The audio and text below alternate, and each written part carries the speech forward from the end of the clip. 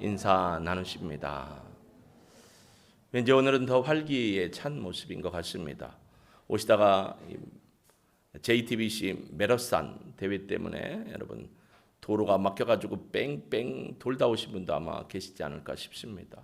일부 예배 순서 맡으신 분인데 이런 일이 있을 줄 몰랐죠. 우리가 어떻게 알아요?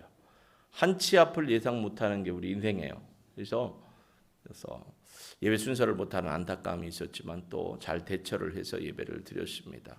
여러분 지금 오곡백화를 이제 다 추수하는 시기가 됐죠. 거의 추수가 끝나가고 있고 아직도 이 들녘에 누런 이 벼들이 아직도 날 좀 베어주세요 하고 기다리는 그런 음성이 있는 것 같고 과수도 거의 딴 분도 있고 안 딴 분도 있고 또 김장 때를 위해서 가을무 또 가을 배추 이렇게 심어놓고 기다리고 있는 것 같습니다. 우리 인생에는 시간이 있습니다. 또 시간이 필요합니다. 시간이 무르익어야 우리의 인생이 더 하나님 앞에 은혜로운 삶을 또 우리가 기획하고 계획하는 삶을 살게 되는 것이 아닌가라는 생각을 해보게 됩니다. 근데 그 시간을 지나다 보면 시간 속에 즐거운 일도 있지만 시간 속에 가슴 아프고 애처롭고 통탄하고 애통하는 사건들도 우리 인생 속에 늘 함께 해왔던 것을 우리는 보게 됩니다. 아마 여러분의 인생 속에서도 슬펐던 기억도 있고 좋았던 기억도 있고 또 아팠던 기억도 있지만 감사하고 기쁨에 찬 기억도 많이 있으며 이런 것들이 섞여 있기 때문에 인생은 한마디로 뭐다라고 얘기하기는 어려운 것 같습니다. 주보 간지에도 나눠드렸지만 할로윈에 대한 분명한 이해를 여러분이 아셔야 여러분 이번 사태에 대해서 우리가 애통함과 안타까움을 가져야 돼요. 그 자식을 잃은 부모들 특별히 10대보다 20대가 가장 많더라고요. 그리고 30대, 40대, 50대까지도 있습니다. 요즘에는 자녀들을 많이 안 낳기 때문에 현재 20대 자녀들이 죽었다는 건 그 가정의 자녀가 하나거나 둘, 그 중에 둘 중에 하나가 죽었을 수도 있고 하나밖에 없었던 자식을 잃은 그 가정의 애통, 통탄, 고통이 이루 말할 수 없을 것이라는 생각이 듭니다. 하늘이 무너져 내리겠죠. 저희 가정에도 저희 큰형님이 33살 1998년 7월 18일 음력 6월 14일 날 광주 하남공단에서 사출기 사고로 돌아가셨을 때 어머니가 하늘이 무너지는 것 같았고 또 아버지도 앞에서는 울지 못하지만 밭에 나가서 그 고통과 아픔을 감내하지 못해서 우라병에 걸리신 적도 있었습니다. 그러니 그 가정들은 얼마나 힘들까. 또 그 현장에서 빠져나오지 못하고 이렇게 눌려있는 상태에서 죽는 사람들을 보는 거기에 참여했던 사람, 소방관, 경찰관, 그 주변 사람들 얼마나 트라우마에 많이 빠져 있을까. 여러분 안타까운 일입니다. 애통해야 할 일이죠. 목사님 그 사람들하고 나하고 무슨 상관이 있는데요? 아니요, 상관이 있죠. 그래서 우리는 애통해야 하고 함께 슬퍼해야 하지만 본질적인 문제를 보는 영적인 눈을 우리는 분명히 가져야 합니다. 할로윈이라는 것이 기원이 어디에서 됐는지 지난주 제가 잠깐 얘기를 했지만 오늘 간제 여러분에게 나눠드렸습니다. 물론 돌아가신 분들은 156명입니다. 거기 149명으로 돼 있지만 그때 당시가 149명이었고요. 부상을 당한 분이 197명입니다. 353명에 가까운 사람들. 그분들 말고도 그 현장을 지켜봤던 또 심폐소생을 하면서 죽어가는 사람들을 보고 덮어놔야 했던 경찰관이나 소방관 얼마나 힘들었을까를 생각해 보게 됩니다. 그런데 이 사건은요, 영적으로 보면 사단이 이민족뿐만 아니라 열방을 자신의 세력 아래 사람들을 종으로 만들고 죽음으로 이끌기 위한 하나의 장치에 도구에 불과했다라는 것을 봐야 합니다. 이런 사건을 보면서 우리가 슬퍼해요. 안타까워요. 참 화도 많이 나요. 어떻게 이런 일이 또 이 21세기를 살아가는 이 땅에서 일어날 수 있는가라고 생각해 볼 수 있습니다. 근데 바라기는 저희는 여러분 일반인들이 바라보는 그런 시선보다도 한 두 단계, 세 단계 높은 단계에서 하나님의 눈으로 좀 바라볼 수 있기를 주의 이름으로 축복합니다. 왜 그런 사건 가운데에서 이런 아픔들이 일어날 수밖에 없는가? 어차피 이 세상은 사단이 쥐고 있습니다. 주님이 다시 오실 때까지 사단이 사망 권세뿐만 아니라 이 땅의 모든 것을 쥐고 자기가 주인인 척합니다. 여러분 주보에 푸른 초장 쉴만한 물가에도 드렸지만 우리 인생의 주인은 우리라고 착각하면 살 것 같은데 절대 우리 인생의 주인은 우리가 아닙니다. 누구일까요? 하나님이십니다. 하나님이 우리에게 인생을 선물해 주셨습니다. 그럼 인생을 선물해 주셨으면 어떻게 살아가야 할까? 의미 있게 살아야죠. 어떻게요? 하나님의 뜻이 무엇인가? 하나님이 주시는 은혜를 기억하며 사는 인생이 복된 인생이 아닐까라는 생각을 해봅니다. 여러분, 민족이 위기입니다. 북한은 쉴 새 없이 미사일을 쏴대고 한국과 미국이 연합 훈련하는 것에 대해서 반대를 하고 시위를 했습니다. 또 그 전쟁 휴전선 거놓고 그 이후에 NLL 무시하고 그 미사일을 우리 영토 쪽으로 이제 공해상이지만 NLL을 넘어서 쏘게 됐죠. 그래서 지난주에는 울릉도에 경계도 내리고 했던 사건들이 있었습니다. 엊그저께까지도 또 쐈고요. 또 핵무기에 대한 그런 공격력에 대해서 과시를 하고 있는 상황입니다. 또 나라적으로는 이렇게 슬픔을 당했습니다. 이런 사건을 보면서 과연 그리스도인들은 어떤 마음과 어떤 생각과 어떤 관점으로 세상에 일어나고 있는 것들을 통찰해야 할까를 한번 생각해 보기를 바랍니다. 오늘 우리는 성경을 통해서 두 인물을 만나게 됩니다. 시대적으로는 거의 같은 시대에 하나님의 부르심에 쓰임받은 사람입니다. 우리가 먼저 읽었던 느헤미야 그리고 뒤에 읽었던 에스라는 동시대의 사람입니다. 예루살렘이 멸망하고 바벨론 포로 시대 이후에 바벨론에서 하나님이 페르시아죠. 바벨론이 세계를 점령하다가 페르시아가 바벨론을 꺾어버렸기 때문에 그들은 페르시아 땅에 살아 있었습니다. 그들이 하나님의 거룩하신 손에 의해서 본국으로 올라오게 됐죠. 그리고 쓰임받았습니다. 에스라는 BC 458년경에 하나님의 선택과 부름을 통해서 제2차 포로기환의 지도자로 부름을 받고 쓰임받았고, 느헤미야는 444년 BC니까 예수님 오시기 이전. BC라는 게 무슨 뜻인지 알죠? 카드 회사 아닙니다. BC 카드 쓰는 분 손 들어보세요. 그 카드 회사 얘기하는 거 아니에요. BC라는 건 Before Christ예요. 예수님 이전. AD라는 건 뭐죠? 라틴어예요. 아노 도미니. 예수님 그 이후의 시대. 그러니까 BC와 AC의 경계점은 예수님의 탄생을 경계하러. 예수님 탄생하기 전에 444년경에 느헤미야가 올라왔고 그 앞에 458년에 에스라가 바벨론 포로 시대에 살다가 올라왔다라는 거예요. 근데 두 인물의 공통점이 오늘 본문에 나옵니다. 여러분, 에스라가 올라왔던 시대에도요, 1차 포로기환이 스룹바벨에 의해서 올라왔어요. BC 539년 정도에. 그리고 그들이 올라온 이유는 하나님이 스룹바벨과 49,897명의 남자분들과 또 그들과 함께하는 가족들이 올라왔죠. 성전을 지으라는 거예요. 그래서 성전을 잘 지었어요. 근데 20년이 걸렸어요. 20을 어떻게 표현해? 20년이 걸렸어요. 눈이 저를 안 보면 내가 이렇게 했는지 몰라요. 그러니까 항상 눈은 저를 주시해야 돼요. 예배에 은혜 받는 것 중에 하나가 목사가 잘생겼든 못생겼든 하여튼 저하고 아이 컨택을 해야 돼요. 20년이 지났어요. 왜냐하면 그 주변에 있는 사람들이 성전 짓는 걸 반대하고 또 페르시아 땅에 왕에게 조서를 올려가지고 이것들 얘네들 원체 이스라엘 애들은 반항심이 많아서 저것들 저렇게 풀어주고 성전 짓게 하면 왕 안 섬긴다고 거짓부렁을 해가지고 어떻게 했어요? 멈춰섰다가 다시. 그래서 20년 만에 성전을 짓죠.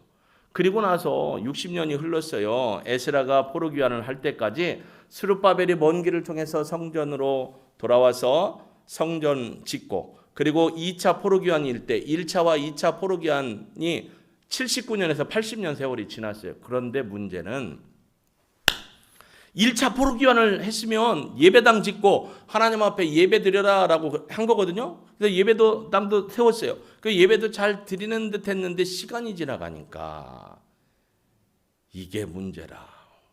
시간이 지나가니까 예배 드리는 게 제대로 안 돼요. 예배가 형식이 돼요. 백성들이 예배를 안 드려요. 그러니까 제사장들이나 레위인들이 성전에서 할 일이 없어지는 것들이죠. 그랬는데 문제는 뭐냐면 에스라가 올라와서 하나님 앞에 아닥사스다 왕이 준 물건하고 성전 기명들을 가지고 오고 거기 포로에 잡혔던 사람들이 이제 자수성가해서 잘 사는데 우리는 못 올라가지만 내 거 갖고 좀 올라가십시오 해갖고 금도 주고 은도 주고 다 목록 적어왔어요. 그래서 이걸 예루살렘 성전에 와서 제사장, 당시에 예루살렘 제사장한테 보고를 드렸어요. 여기 물건은 뭐고 그람수 미리수는 얼마고 다 해갖고 목록 체크했어요. 그리고 나서 하나님 앞에 예배를 드리고 절기 지키면서 있는데 이제 온전함으로 살만하는데 그 에스라가 올라오기 전에 있던 사람들 중에 하나님의 말씀을 두렵고 떨림으로 대했던 사람들 중에 몇 명이 찾아와요. 그래서 그러는 거예요. 에스라 제사장님 큰일 났습니다. 왜요? 그랬더니 그러는 거예요. 자, 9장 1절 에스라 9장 1절로 가봅니다. 이런 얘기를 하는 겁니다. 그들이 찾아옵니다. 이 일 후에 방백들이 내게 나와 이르되, 이때까지는 제사까지 다 지낸 거예요. 올라왔습니다. 이 백성들이 가나안 사람들, 가나안 부족 7 백성들이 했던 그 모습, 가증한 일을 떠나지 아니합니다 라고 얘기를 해요. 9장 1절 후반절에 뭐라고 하냐면 가증한 일을 행하여 라고 돼 있어요. 가증한 일이 뭐냐면 윤리적으로 구역질 나는 일입니다. 윤리적인 구역질이 뭐예요? 음란함이에요. 그러니까 하나님이 성전 잘 짓고 온전한 믿음으로 살아라, 예배에서 온전히 드리고 하나님과의 관계를 회복하자 했는데 그렇게 처음에 시작했다가 세월이 지나가니까 어떻게 했냐면 주변 가나안 이 7부족 사람들이 살다가 남은 사람들이 음탕한 일을 하는 걸 그대로 따라가는데 문제는 뭐냐면 2절에 그렇게 와요. 방백들과 고관들이 앞서서 죄 짓는데 으뜸입니다. 그러니까 지도자들이 나가서 글을 하는 거예요. 뭐냐면 자기를 위하여 이방 여인, 가증한 일을 행하는 이방 여인을 아내로 삼고 자기 아들들을 위하여 이방 여인, 가증한 일을 음탕한 여인들을 데려다가 며느리로 삼는 거예요. 근데 그걸 제사장들과 레위인들이 아주 그냥 솔선수범을 해요. 뭐 하는데? 죄 짓는데.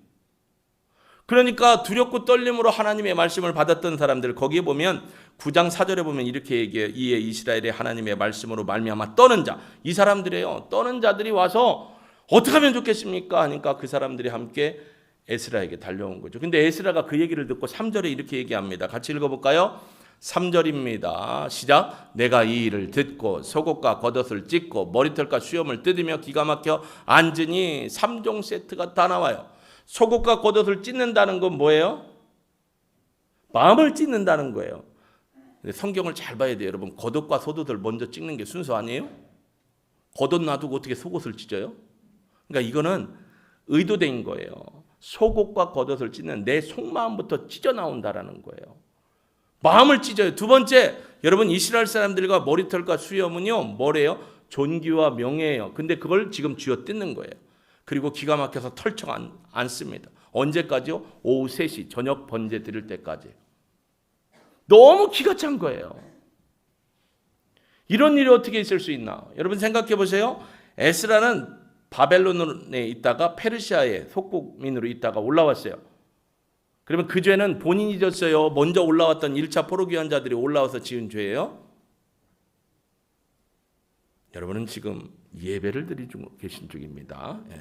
딴 생각하시면 안 돼요. 1차 포로기환자들이 올라와서 범죄를 했어요. 그럼 그 범죄에 에스라는 참여를 했어요? 안 했어요?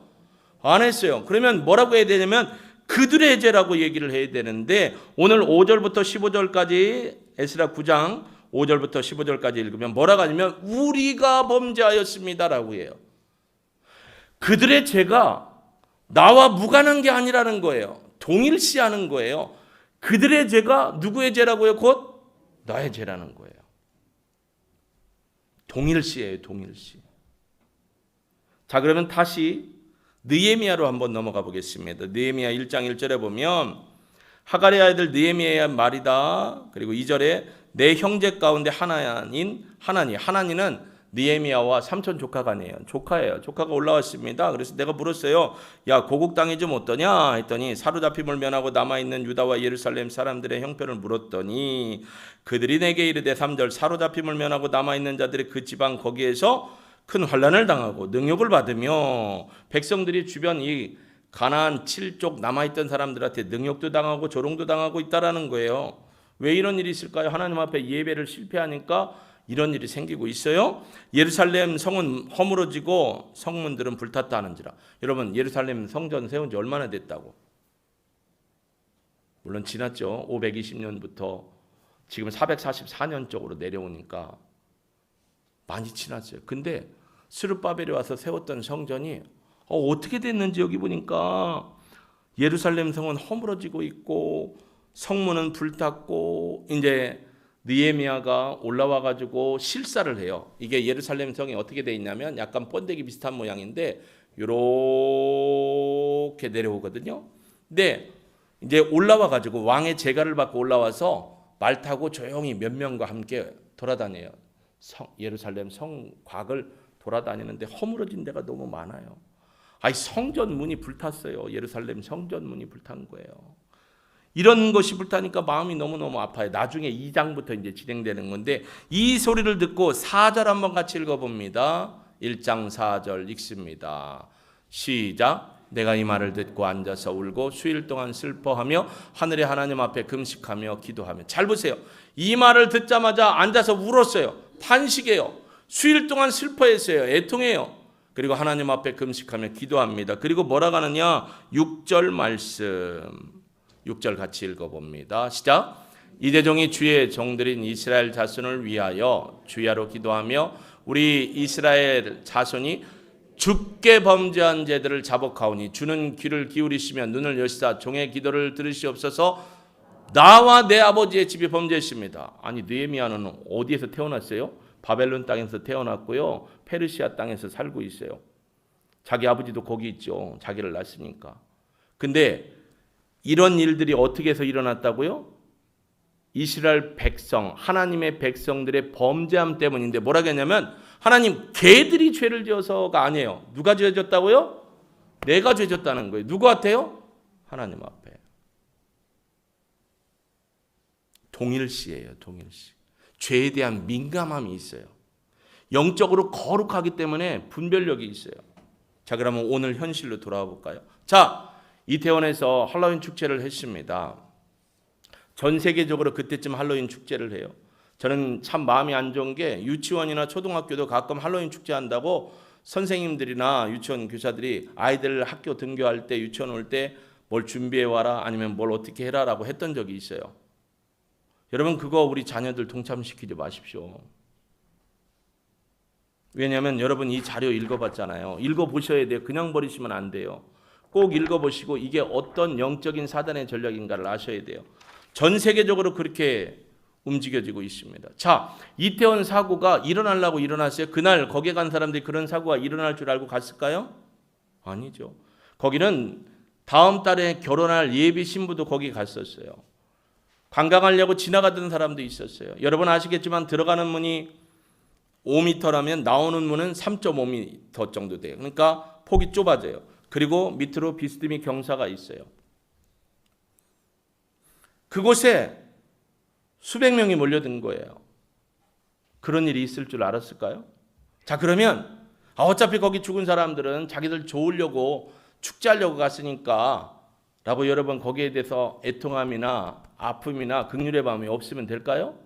안 되죠. 우리 자식들이에요. 생각을 해보세요. 그 아비와 어미의 마음 안타까워요. 안타까움과 애도와 긍휼은 필요하지만 분명히 영적인 눈으로 볼 건 봐야 한다라는 거예요. 자, 그들이 하나님을 섬기지 않고 하나님이 기뻐하지 않는 죄의 축제, 사람들은 축제라 하지만 우리가 볼 때는 이런 심각한 문제예요.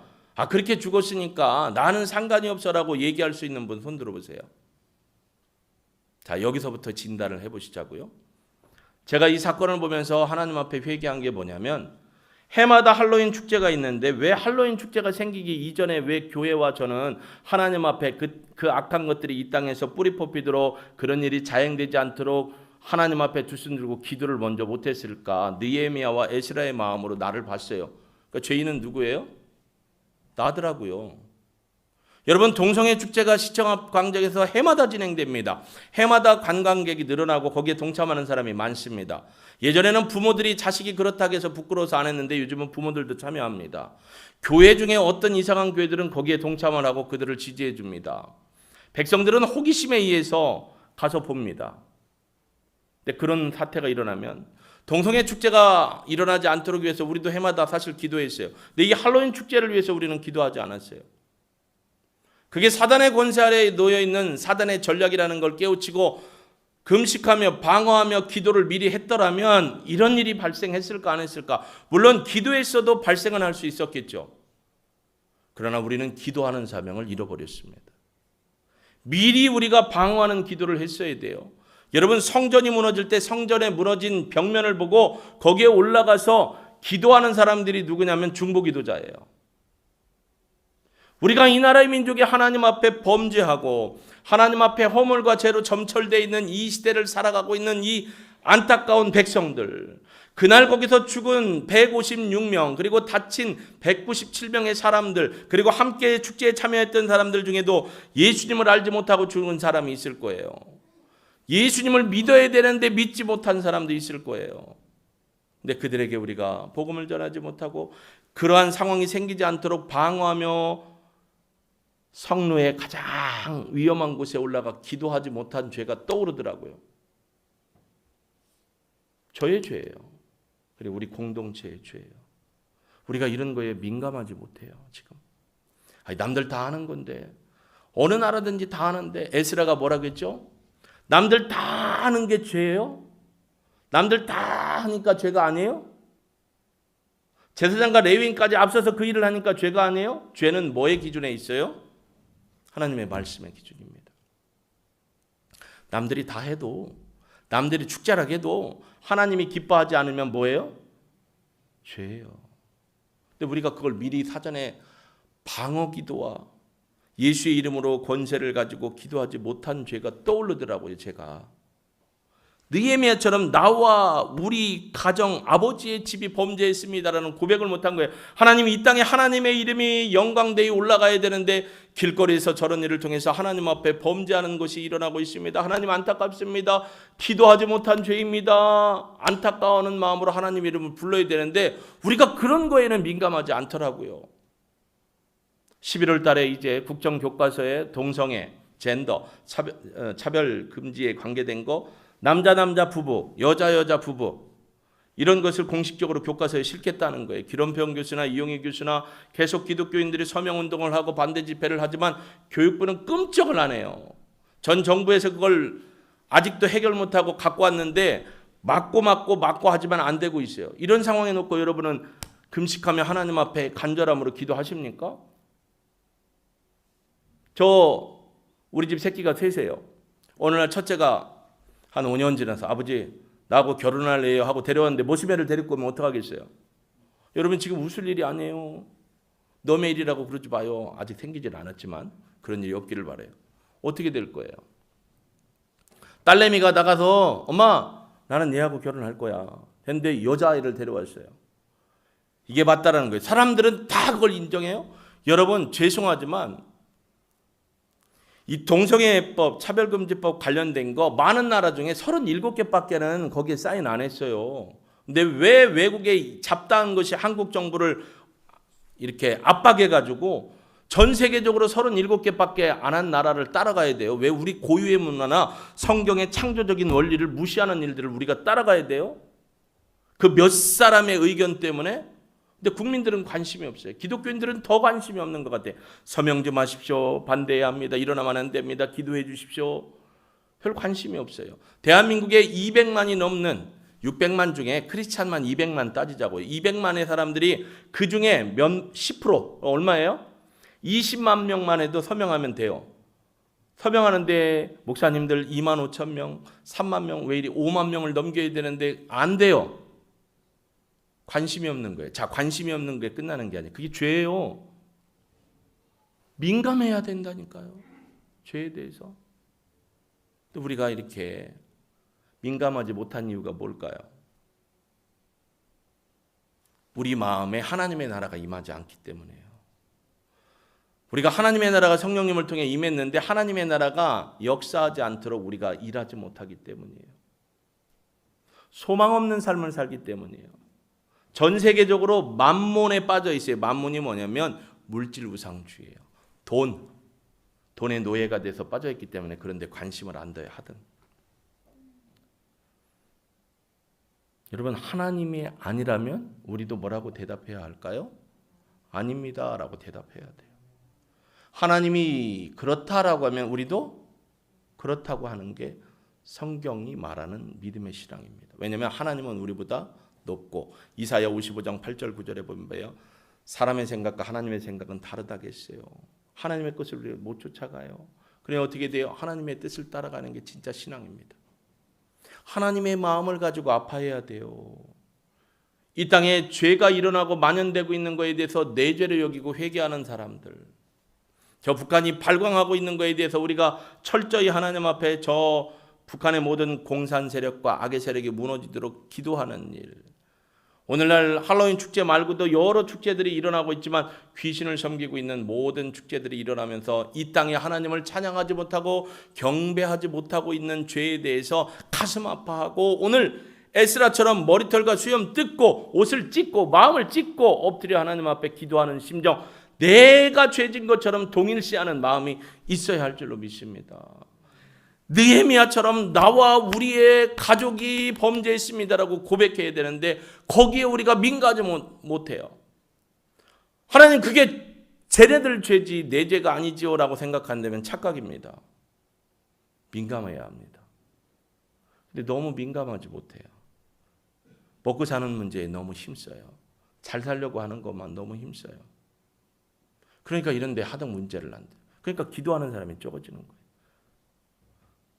제가 먼저 회개했어요. 하나님, 왜 제가 미리 기도하지 못했을까요? 여러분, 회개한다는 건 에스라서나 느헤미야서의 회개의 공통점이 뭔 줄 아세요? 회개한다는 공통점이 어디로 돌아가는 거냐면 하나님의 말씀으로 돌아가는 거예요. 에스라에서도 그래요. 우리가 하나님이 모세를 통해 주신 율례와 규례로 돌아가지 못했다는 거예요. 느헤미야서도 그럽니다. 우리가 하나님의 말씀, 명령을 따르지 아니하여 범죄하였습니다 라고 얘기해요. 결국 회개하고 돌아간다는 건 어디로 돌아가는 거냐면 하나님의 말씀으로 돌아가는 겁니다. 할렐루야. 하나님의 말씀으로 돌아간다는 건 하나님의 말씀을 내게 주신 말씀으로 믿고, 그게 뭐예요? 레마의 말씀으로 믿고 말씀대로 살아가는 거예요. 이번 달 제가 읽었던 책 중에 여러분에게 소개해드리고 싶은 게 뭐냐면 이거예요. 뭐냐면 무엇이 CEO를 만드는가. 일반 책입니다. 근데 코칭 책이에요. 상담 책이에요. 거기는요, 대한민국의 굵직굵직 중소기업 이상부터 굵직굵직한 이 CEO들을 만나서 상담한 얘기예요. 몇 개의 파트, 5개의 파트로 나눠져 있는데 마지막 파트가 뭐냐면 가정과 관련된 거예요. 성공한 CEO들이 있어요. 근데 행복하지 않아요. 왜 행복하지 않냐 했더니, 새겨 들으세요. 왜 행복하지 않느냐 했더니 집에 가도 아내가 나를 따돌리고 집에 가도 아이들이 나를 따돌린대요. 왜 그렇게 됐을까요? 그런 일이 왜 생겼을까요? 했더니 생각해보니까 내가 아내를 따돌렸고 내가 자녀들을 따돌렸다라는 거예요. 돈은 많이 벌고 세상에서 존귀함은 많이 받았는데 집에 들어가기가 쉽지가 않다는 거예요. 외롭다는 거예요. 행복하지 않다는 거예요. 그래서 코칭을 해주는 코치가 그럽니다. 그러면 언제부터 이런 일이 생겼을까요? 한번 과거의 타임테이블을 이제 거꾸로 돌렸다가 미래로 갔다 하는 거예요. 한 10년 전으로 돌려볼까요? 그때는 어땠어요? 그때도 제가 너무 바빴습니다. 열심히 일하다 보니까 가족을 돌볼 겨를이 없었으면, 아, 그랬군요. 그때 당시에 혹시 이 선생님께서 가족을 돌보는 일과 사업을 살리는 일에 있어서 한 번만이라도 가족에 대한 어떤 애착이나 관심에 대한 마음이 있었으면 어땠을까요? 지금 같지는 않았을 것 같아요. 그렇군요. 그러면 앞으로 지금 현재에서 3년 후에는 어떻게 되기를 바라세요? 내가 가족에게 관심을 갖고 아내에게나 자녀들에게 사랑의 마음을 주면 3년 후에는 어떻게 될까요? 3년 후에는 지금보다 좀 낫지 않을까요? 그리고 12번 코칭을 했어요. 한 달에 한 번씩. 그 가정이 변화가 됐어요. 여러분, 우리가 가치를 어디냐 두느냐. 우리가 선택한 거 있고요. 선택한 거에 대한 결과는 누가 책임을 지냐면 우리가 책임을 져요. 지금 이 시대에 그날 선택을 해서 할로윈 축제에 참여하겠다고 선택한 사람들이 안타까움들이 있었어요. 그 선택에 대한 결과는 돌이킬 수가 없었어요. 여러분, 어떤 일을 선택하고 싶습니까? 하나님 앞에 이 땅, 이 민족, 이 백성들이 죄를 깨우치고 돌아와 하나님 앞에 온전한 믿음으로 구원받기를 선택한다면 그들과 나라와 민족을 위해 기도하는 자리에 서 있을 것이고, 내가 나 혼자만이라도 잘 되고 부자 되고 우리 가족만 잘 됐으면 하는 마음이 있다면 그런 기도의 자리에 서지 않겠죠. 어떤 걸 선택하겠습니까? 근데 이 선택에 대한 결과는 여러분이 당면하고 책임지게 됩니다. 저는 저와 여러분이 기도의 자리로 나올 수 있길 주의 이름으로 축복합니다. 저 북한 땅의 죄 누구의 죄라고요? 내 죄를 여기고 회개해야 돼요. 이 땅에서 일어나는 모든 악한 일들에 대한 이 상한 마음을 주님 앞에 기도로 가지고 가야 돼요. 무시하면 안 돼요. 여러분을 하나님이 성루에 올려서 기도하는 자로 세워주셨어요. 저희 교회가 건강 진단을 했습니다. 그래서 세미나를 했고요. 자, 일반적으로 대한민국 교회나 미국 교회를 이렇게 봤을 때, 특별히 대한민국 교회를 봤을 때 건강한 교회라고 할 때 건강한 교회의 중보기도 시간이 개인 기도 포함해서 시간이 얼마나 되느냐를 따졌을 때 우리 50세 이상, 우리 교회 50세 이상은 그 평균을 넘었어요. 50대 미만 49부터 내려온, 물론 40명의 샘플 조사를 한 거죠. 지난번에 리더자들 50살 밑에 49살부터 밑으로는 기준치 미달이었어요. 그러니까 위에 어르신들이 50대 이상이 밑에 있는 분들의 기도에 독 빠진 걸 어떻게 했냐면 채워서 그나마 평균보다 조금 높은 게 우리 교회예요. 여러분, 위기예요. 지금 이 위기가 어디에서 왔냐면 우리가 죄를 죄로 인식하지 못하기 때문에 그래요. 에스라서에 봤지만 제사장과 레위인들이 가서 자기를 위하여 음란한 여인을 데려다가 부인 삼고, 자기 아들들을 위하여 음란한 여인들을 데려다가 며느리 삼고, 자기 딸들을 위해 음란한 자들의 아들을 데려다가 며느리 아들 삼은 거예요. 사위 삼은 거예요. 근데 그걸 죄라고 말하는 사람이 아무도 없었어요. 지도자들이 그러는데. 여러분, 언론의 사명은 뭐냐면 객관적인 사실만 딱 드러내는 게 언론의 사명이라고 저는 생각해요. 이런 사건이 있었고 이런 게 있었다. 딱 던지면 그건 사람들이 신문이든 뉴스를 보고 본인들이 판단하고 결정해야 되는데, 요즘 언론은 뭐냐면 아예 답까지 정해줘요. 그래서 사람들로 하여금 자신들을 따라오도록 만들어요. 그러다 보니까 여러분 생각을 안 해요. 내가 편향적이면 이쪽, 내가 이쪽 편향이면 이쪽으로 가요. 언론이 언론 역할을 못해요. 왜 나라와 민족의 지도자들을 위해 기도해야 돼? 이런 사건이 일어났을 때 책임지고 거기에 대해서 분명하게 말을 해야 되는데 그렇게 안 해요. 너무 안타까운 일들이 일어나고 있습니다. 근데 더 큰 죄는 한국교회의 죄라고 생각하고 저 같은 목회자의 죄라고 생각해요. 여러분을 영적으로 바로 세워주지 못하고 삶 속에 영적인 삶에 적용을 하지 못하도록 바로 세워주지 못했기 때문에 저 같은 자들이 더 큰 죄예요. 우리가 한 번만이라도, 아니 미리 그러한 모든 사단의 계략에 빠지지 않도록 기도만이라도 했더라면이라는 자책이 들었어요. 여러분, 그분들이나 누구나 다 죄인이에요. 죄에 대해서 여러분 둔감하지 않기를 주의 이름으로 축복합니다. 남들이 다 해도요, 하나님이 아니라고 뭐라고 해야 된다고요? 안 해야 돼요. 여러분, 북쪽 이스라엘의 왕 중에 정치, 경제, 교육, 국방, 문화를 아주 풍성하게 만든 왕이 있어요. 그게 어떤 왕이죠? 북쪽 이스라엘의 첫 번째 왕하고 똑같은 이름을 가진 왕이에요. 누구죠? 누구요? 여로보암 2세. 정치, 경제, 교육, 문화, 과학, 국방, 또 주변 나라들과의 모든 관계를 정말 잘했어요. 그래서 사람들은 다 우리 왕 최고라고 했어요. 근데 하나님이 뭐라고 했어요? 너는 아니다. 왜냐하면 하나님 섬기는 걸 아예 하지 않았어요. 하나님을 무시했어요. 역대 대통령들 보세요. 역대 대통령이 하나님의 뜻대로 처음부터 끝까지 다 잘 달려갔어요? 아니에요. 여러분, 그러니까 제발 부탁인데 정치적인 편향에 놀아나지 마시고 언론에 놀아나지 마십시오. 하나님의 말씀이 뭐라고 얘기하는지를 보셔야 돼요. 할로윈데이가 여러분을 죽음과 사망의 권세로 가요. 이 할로윈데이에 사탄 숭배자들 뿐만 아니라 많은 종교, 특별히 어떤 교회는 이 할로윈데이를 같이 연계시켜서 뭘 하고 있더라고요. 정말로 하나님이 기뻐하시는 일일까 생각해 보십시오. 하나님은 영혼을 살리기 원합니다. 여러분을 통해서 저를 통해 살리기를 원하십니다. 우리가 좀 경각심을 가지고 죄에 대해서 동일시 여기고 우리가 죄로 내 죄로 여기고 회개하고 방어기도와 중보기도를 할 수 있는 하나님의 거룩한 백성이 될 수 있기를 주의 이름으로 축복합니다.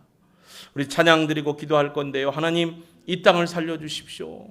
하나님 거룩한 나라 하나님의 백성으로서 이 민족을 살려주십시오. 죄악 가운데 물들지 않게 해주시고 죄악 가운데 빠지지 않게 해주시고 특별히 가족을 잃고 자녀를 잃은 고통당하는 가정 위로하시고 그들에게 생명의 복음이 들어가서 하나님을 경외하고 하나님의 나라가 임하여 구원받게 하여 주옵소서.